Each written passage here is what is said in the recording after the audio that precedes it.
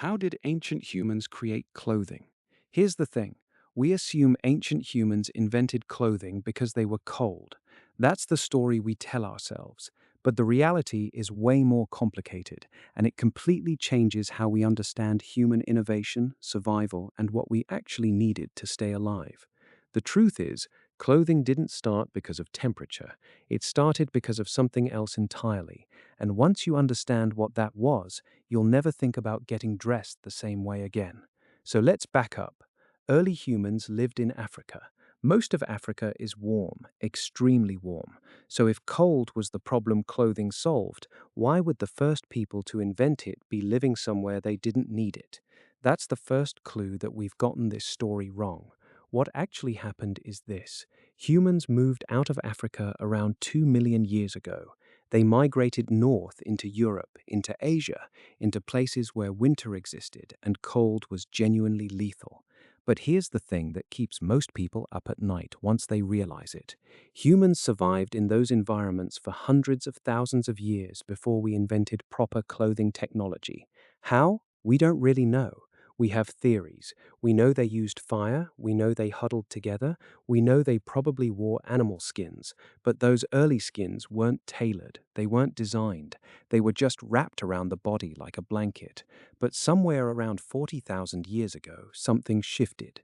Humans started making fitted clothing. We know this because of the archaeological record.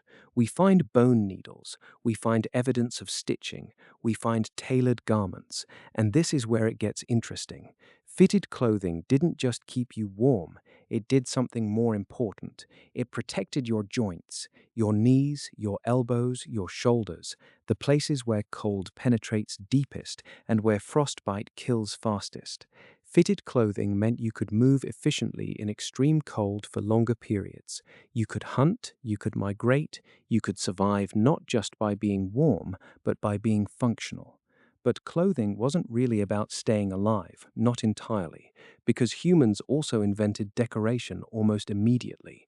We added shells, we added plant fibers for color, we created patterns, we made clothing mean something beyond survival, and that's the real innovation. That's what separates human clothing from the fur that a bear grows or the feathers a bird develops.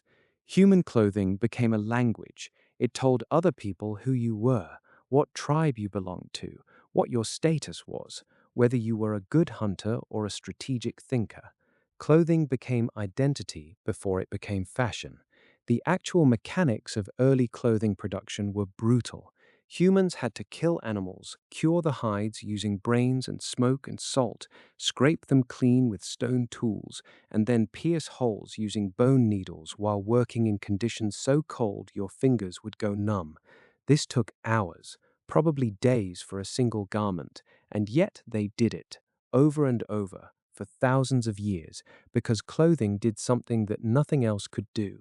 It extended the human range. It let us survive in places our bodies weren't built for. And somewhere in that process, it became part of our identity, our expression, our culture. And that's still what clothing does today. We've just forgotten the original reason it mattered. We've buried the survival instinct under fashion trends and social signaling. But beneath all of that, beneath every piece of fabric and every stitch, is an ancient human problem that someone solved. They looked at their body, they looked at their environment, and they figured out how to bridge that gap with their hands, with bone and stone tools, with sheer determination. That's where clothing comes from. Not from staying warm, but from refusing to stay put.